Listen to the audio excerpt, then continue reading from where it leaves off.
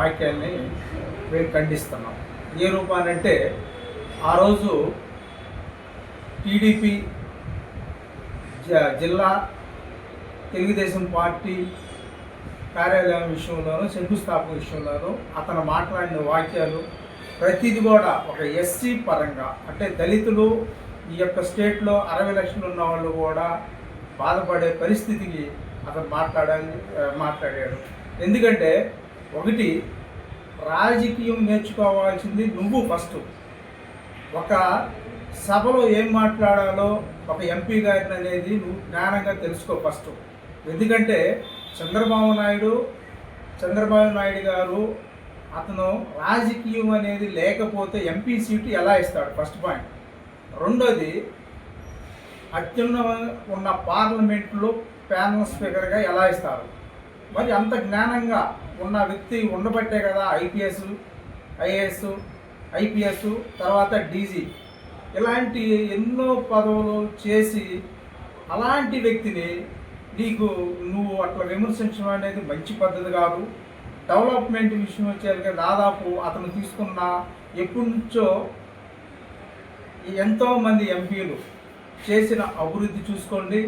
అలానే మా ఎంపీ గారు చేసిన ఇప్పుడు రీసెంట్గా ఉన్న ఈ 2 సంవత్సరాల్లో అభివృద్ధి చూసుకోండి. దాదాపు అన్ని విధాలుగా 11,000 కోట్లని ఆయన తెచ్చి అభివృద్ధి చేయడం అనేది జరుగుతుంది. ఎలాంటి తెలియని వ్యక్తిలాగా మీరు అందరి ముందు రాజకీయం నేర్చుకునే పదం మీరు మాట్లాడటం అనేది కరెక్ట్ కాదు. అది మా దళితుల్ని అనగదొక్కటం ఒకటి, అసభ్యంగా మాట్లాడటం, మమ్మల్ని కించపరచటమేనని మేమందరం భావిస్తున్నాం. ఇది కానీ ఈ వాక్యాల మటుకి మీరు వెనక్కి తీసుకోకపోతే మేము ఎస్సీలందరం కూడా ఉన్న సంఘాలు కానీ అంతా కూడా ఇది మేము ఖండించే స్థాయికి మేము ప్రతిదీ కూడా ఒకరినొకరు మీటింగ్ కూడా చేసుకొని మేము ధర్నాలు చేయడం జరిగింది. దీన్ని ఏ స్థాయికి దాదాపు లోకేష్ గారి దగ్గరికి, అలానే సీఎం దగ్గరికి కూడా తీసుకెళ్లాల్సి వచ్చే పరిస్థితిని బట్టి తెచ్చుకోవద్దు. దీన్ని మీరు జాగ్రత్తగా ఆలోచించి బహిరంగ క్షమాపణ చెప్పాలని కోరుకుంటూ చీరాల నియోజకవర్గంలో ఉన్న మేమందరం కూడా ఎస్సీలందరం కూడా మేము విన్నపం చేయడం జరుగుతుంది. అందరికీ నమస్కారం అండి. నిన్నటి రోజున బాపట్ల జిల్లా తెలుగుదేశం పార్టీ జిల్లా కార్యాలయాన్ని మరి బాపట్లలో శంకుస్థాపన చేసే కార్యక్రమంలో మరి అక్కడ ఒక తెలుగుదేశం పార్టీ సమావేశం ఏర్పాటు చేస్తే ఆ సమావేశంలో మరి సంతనూతలపాడు సంబంధించిన గొల్లపల్లి సుబ్బారావు గారు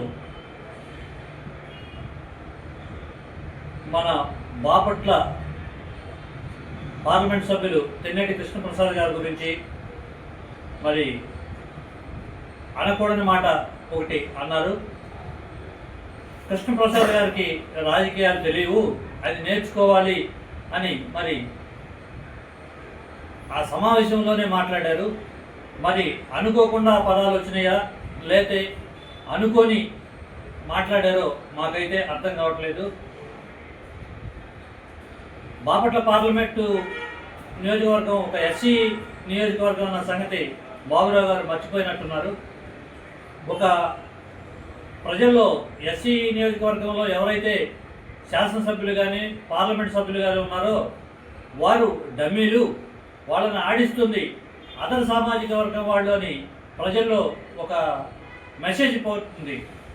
అది నిజం చేయడానికి మీరు అలా మాట్లాడారో ఏమో అయితే మాకైతే తెలియదు. కానీ కృష్ణప్రసాద్ గారు బాపట్ల పార్లమెంట్ నియోజకవర్గాన్ని ఎంతో అభివృద్ధి చేస్తున్నారో ఆన్ పేపర్ మీద తెలుస్తుంది.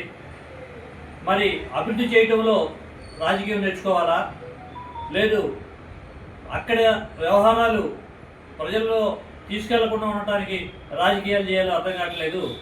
ఆయన ఒక ఐఏఎస్ ఆఫీసర్ అన్న విషయం మరి వాళ్ళు మర్చిపోతున్నారేమో. ఏది ఏమైనప్పటికీ తెలుగుదేశం పార్టీ ఈ విధి విధానాలు అందరికీ తెలుసు. మరి చంద్రబాబు నాయుడు గారు ఎలాంటి వారిని కంట్రోల్ చేయాలి, ఈ విషయం నారా లోకేష్ గారి దృష్టికి తీసుకువెళ్ళి ఖచ్చితంగా ఆ వ్యాఖ్యలు చేసిన వారిని మరి అనుకోకుండా చేస్తే మాత్రం పర్వాలేదు, కావాలని దళితులపై ఎలాంటి వ్యాఖ్యలు చేస్తే సహించేది లేదు. మేము పార్టీలోనే ఉన్నాం కనుక మేము పార్టీకి ఇంకా ఇంతకంటే ఎక్కువ మాట్లాడాలి అంటే భావ్యం కాదు. ఎందుకంటే పదజాలాలు కూడా మా దగ్గర లేదు.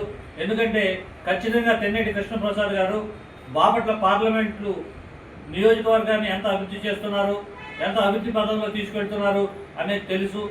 అంత తక్కువ సమయంలోనే వాళ్ళు ఎన్నో అభివృద్ధి కార్యక్రమాలు చెప్పడానికి కూడా లేదు. ఆయన నియోజకవర్గానికి అందుబాటులో ఉంటున్నారు.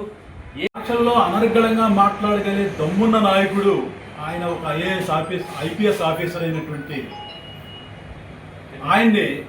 ఆయన పైన దుర్మార్గమైనటువంటి కులహంకారంతో మాట్లాడటం ఈ సుబ్బారావు గారికి తగదు. ఇలాంటి వాటిని మేము ఎస్సీ విభాగం నుంచి తీవ్రంగా ఖండిస్తున్నాము.